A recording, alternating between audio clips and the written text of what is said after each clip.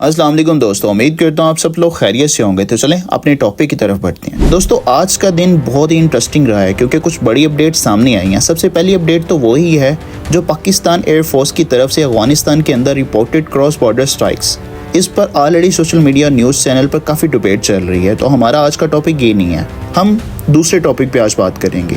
दोस्तों इसी बीच इंडिया से भी एक खबर आई है जो काफ़ी लोगों को सरप्राइज कर रही है। रिपोर्ट के मुताबिक एक और LCA तेजस एयरक्राफ्ट क्रैश हो गया। अब सवाल ये है कि इस क्रैश को इतना हाईलाइट क्यों नहीं किया जा रहा। देखिए दोस्तों, तेजस को हमेशा बहुत सेफ और मॉडर्न एयरक्राफ्ट के तौर पर प्रेजेंट किया जाता है। इंडियन मीडिया अक्सर इसे अपनी इंडिजिनस सक्सेस स्टोरी के तौर पर दिखाते हैं दोस्तों, लेकिन जिस तरीके से ये क्रैश रिपोर्ट हुआ उसमें काफ़ी कन्फ्यूजन नज़र आ रही है। कोई कह रहा है कि रनवे पर ब्रेक्स इशू थे, कोई कह रहा है कि मिड एयर टेक्निकल प्रॉब्लम थी। क्लियर और डिटेल स्टेटमेंट फौरन सामने नहीं आई, जिसकी वजह से स्पेकुलेशन बढ़ गई। इंडियन नैरेटिव ये कह रहा है कि तेजस के सेफली रिकॉर्ड स्ट्रॉन्ग है।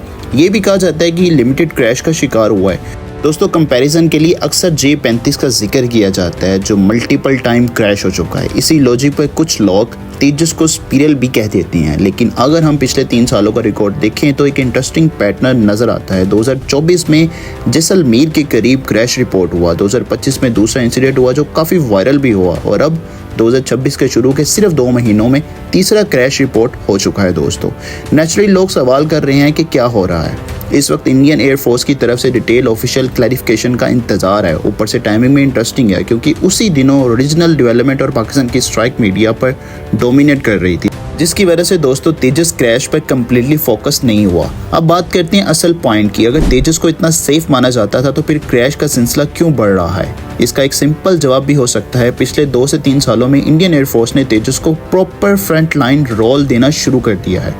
अब ये सिर्फ टेस्टिंग फेज में नहीं बल्कि रियल ऑपरेशनल मिशन पर डिप्लॉय हो रहा है। दोस्तों हाई एल्टीट्यूड एरिया जैसे लद्दाख और एक्सट्रीम हीट जोन जैसे राजस्थान में मिशन करना एयरक्राफ्ट के लिए ईजी नहीं होता।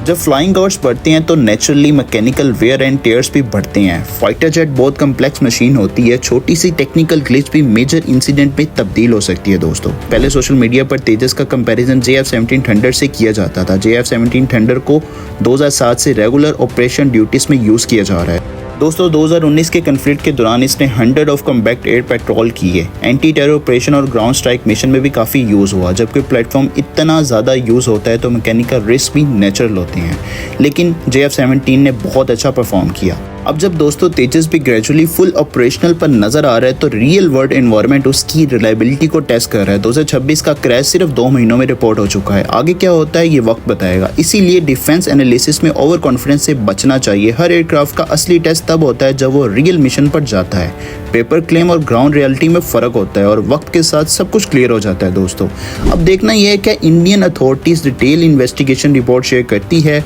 और फ्यूचर सेफली इम्प्रूवमेंट्स का ऐलान करती है या नहीं, ये आगे चल के पता चलेगा। फिलहाल तो मैं यही कहूँगा कि एविएशन सेफली हर मुल्क के लिए प्रायोरिटी होनी चाहिए। Let's hope for the best और देखते हैं कि आने वाले वक्त में क्या अपडेट आती है। तो दोस्तों आज की वीडियो की एनालिसिस बस यहाँ तक ही थी। उम्मीद करता हूँ आपको वीडियो काफ़ी इन्फॉर्मेटिव और इंटरेस्टिंग लगी होगी। तो वीडियो को लाइक करें, हमारे इस चैनल को सेफ और पाक न्यूज़ को सब्सक्राइब करना मत भूलेगा और बेल आइकन भी साथ दबा लें। मिलते हैं अगली वीडियो में, तब तक के लिए अल्लाह हाफिज़।